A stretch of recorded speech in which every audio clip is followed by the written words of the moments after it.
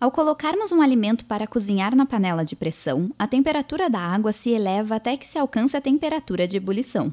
Então, as moléculas de água adquirem uma energia suficientemente alta e passam do estado líquido para o estado de vapor. Aí, à medida em que um número maior de moléculas passa para esse estado de vapor, a pressão no interior da panela aumenta, alcançando valores superiores à pressão atmosférica. Mas como ver na prática quais são os efeitos da diferença de pressão? É para isso que a gente está aqui no laboratório do Fibra. E quem mostra para a gente é o Dover, aluno de Física. Dover, qual é esse experimento? Então, esse daqui é um experimento que mostra a variação de pressão. Tá? Eu tenho aqui uma latinha e a pressão atmosférica em volta dela, dentro dela é a mesma. Ou seja, eu tenho forças aqui que estão atuando dentro dela e fora dela. É a mesma. Se eu pego e estou variando, por exemplo, temperatura, né? Coloco fogo aqui e tal, pego um pouquinho de água, só um pouquinho, isso, e começa a variar a temperatura dentro da latinha. O que acontece? A água no estado líquido ela tem um volume. Quando ela está mudando do líquido para o vapor, ela altera esse volume, ou seja, o volume dela aumenta bastante. A gente vê isso, por exemplo, na panela de pressão. Você tem a panela de pressão, começa a esquentar, a própria válvula da panela de pressão, né, começa a fazer aquele barulho porque o vapor está saindo, assim como vocês estão vendo aqui.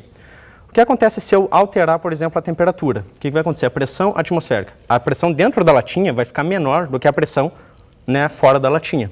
Então a pressão externa vai ser maior que a interna. O resultado disso a gente vê aqui, ó.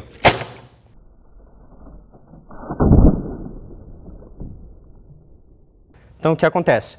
Como a pressão externa é maior do que a pressão interna, né, ela amassa a latinha. Tá? Isso a gente vê, por exemplo, na geladeira.